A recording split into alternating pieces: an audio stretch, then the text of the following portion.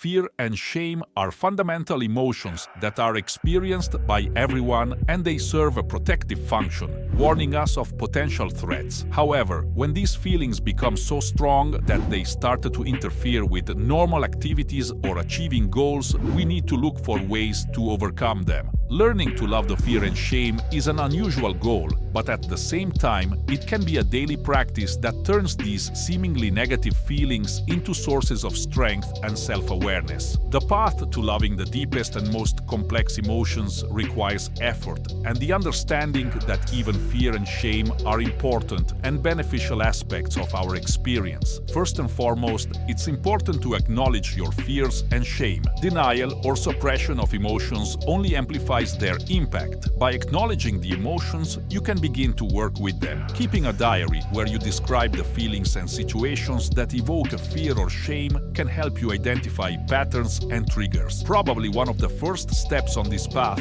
would be to change the perception of these feelings. Instead of seeing them as enemies, you can view fear and shame as signals that help us navigate our inner and external world. Fear can act as a warning about risk, while shame can be a reminder of our value orientations and social norms. Acceptance and reconciliation with these emotions require time and practice. Value them as assistants that can teach you something new about your life, your boundaries, where you need to show more courage, and those places in the soul that require healing. This leads to a deeper understanding that fear and shame are not an absolute evil, but rather tools that can contribute to personal growth and development. To overcome fear and shame, you can use methods of reflecting and converting feelings into something more positive. For example, when dealing with a fear, you can reinterpret it as an opportunity to demonstrate courage, and shame can become a stimulus for self-development and the aspiration to become a better version of yourself.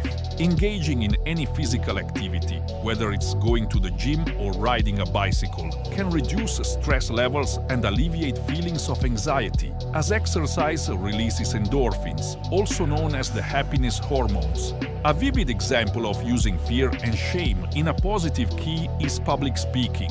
The moments of excitement before taking the stage can be reinterpreted as signals about the importance of the situation and a means to mobilize your resources. Over time, this excitement can begin to be perceived not as an insurmountable fear, but as excitement and anticipation of an interesting experience. It is also important to learn to forgive yourself for past mistakes and times when you felt shame. This not only cultivates kindness and compassion within, but also allows you to let go of old, limiting narratives that feed these feelings. The process of learning to love fear and shame is reminiscent of transformation. What was once a source of pain can become a zone of maturity and strength. This work, which requires endurance and honesty with oneself, can lead to a freer, more meaningful, and more courageous life where fear and shame no longer control you, but you teach them to work for you.